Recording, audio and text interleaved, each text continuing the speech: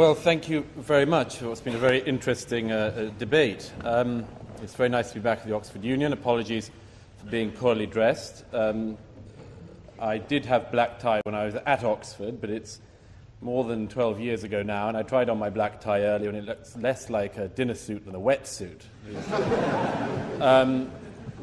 But notwithstanding my dress, I would like to tackle some of the things that have not been tackled, and answer some of the speeches that have already come from both sides, and to address what I think is an issue we have to take seriously, because it's about our future as a country and a society, and it's, in my opinion, not going to be easy, and it's going to require quite a lot of fairly clear, tough, frank thinking. Let me first of all give you some facts. We have to start this off from the facts. The 2011 census, which was published last year, showed that the number of people living in England and Wales who were born overseas rose by nearly 3 million in the last decade alone. Only 44.9% of London residents now tick the box saying that they are white British, and nearly 3 million people in England and Wales now live in households where not one adult speaks English as their main language. In 23 of London's 33 London boroughs, in 23 of those 33 London boroughs, people who identify themselves as white Britons are now in a minority. A spokesman, by the way, for the Office of National Statistics hailed that as diversity, but I can assure you that some of those boroughs are not diverse at all. On the matter of the rate of immigration, let's just clear up something. Nobody on my side, I certainly am not against immigration, and that is not what the motion is about, and you can reinvent it however much you want, but that's not what it's about.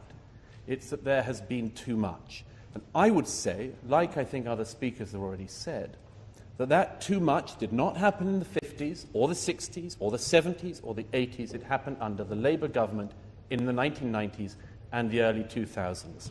There is a motif that this country has always been a nation of immigrants. That is not true. It is not true. For most of this country's history, there was a very homogeneous group of people on these islands. And the idea that what is happening now is what has always happened is simply a fib, and you have to look to this. The Huguenots are always given as an example, a very good example, and a group that 50,000 Huguenots came to this country in the period of the 1680s onwards.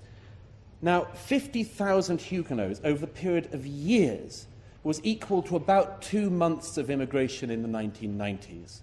50,000 was about 2 months. The Ugandan Asians expelled by Idi Amin, which this country, I think, rightly took in, numbered 30,000 people. 30,000 people by the late 1990s was 6 weeks of immigration.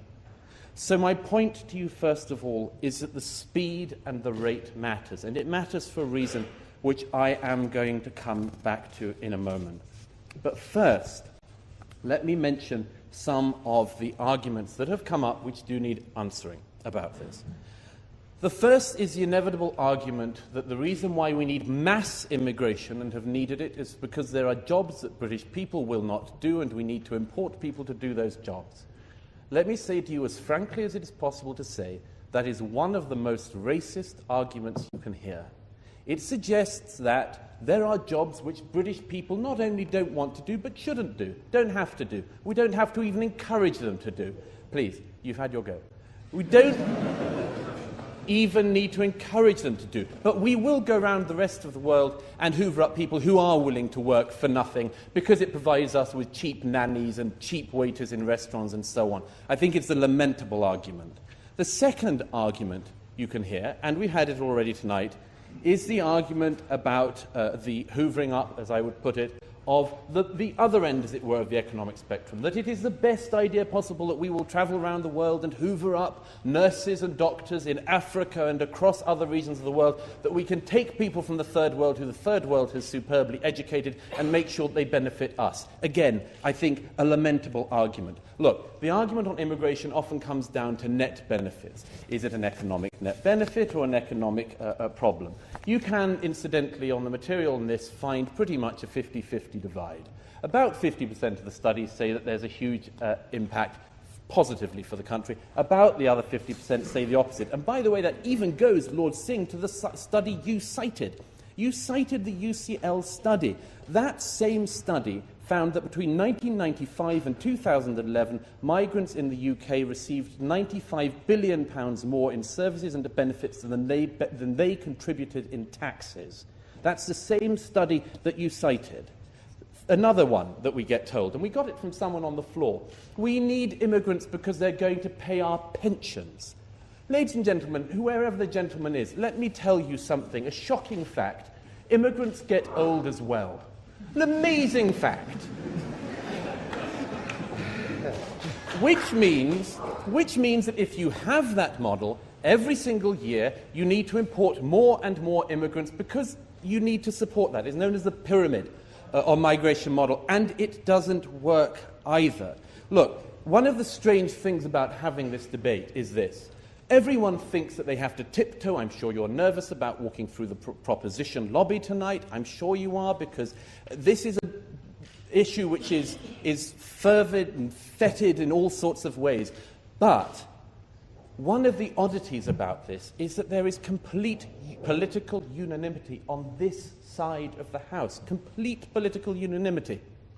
Jack Straw, who was one of the Labour ministers who presided over that catastrophic period of too fast immigration, now says, he said it in November of last year, that it was a spectacular mistake. That's his words, a spectacular mistake. David Miliband, now Labour leader, says that at the next general election... very easily done. Apologies. Ed Miliband, now Labour leader, says that if he wins the next general election, which he could, he will bring net immigration down because he realises his party got this wrong. He said in September of last year, I want to get overall immigration down. David Cameron, Nadim's party leader, the man who would be properly Prime Minister, perhaps, in 2015, said in his speech last year, on 25th of March, he said, contra, Nadim, to your argument, quote, under the previous government, immigration was far too high and the system was badly out of control. Net migration needs to come down radically.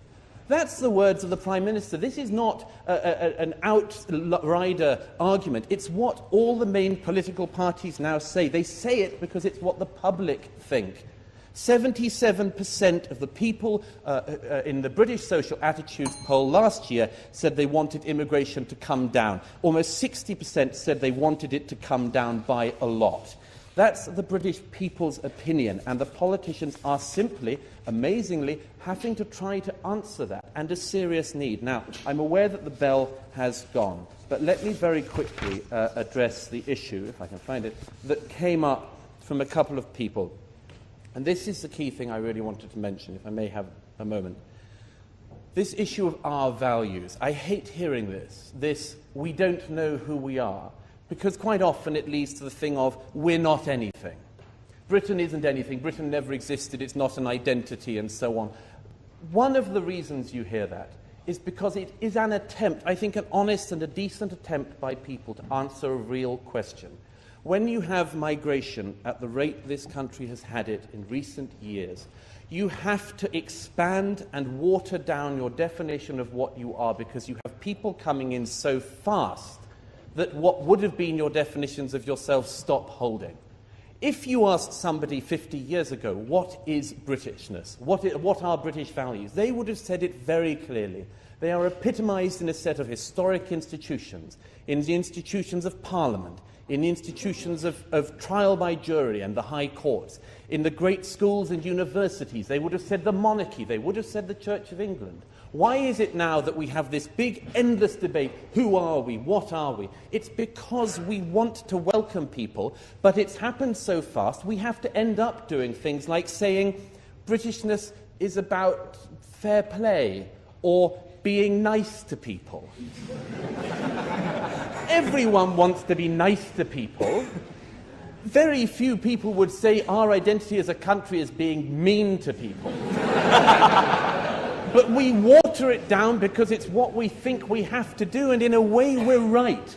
In a way, we're right, because it has become very difficult to say what Britishness is or can be or should be for people when immigration happens at this kind of rate. I would submit, ladies and gentlemen, this is something which in your lifetime and mine is going to be a colossal issue. Migration does bring all sorts of benefits. When it comes at this sort of rate, I would argue it also brings some very negative things as well.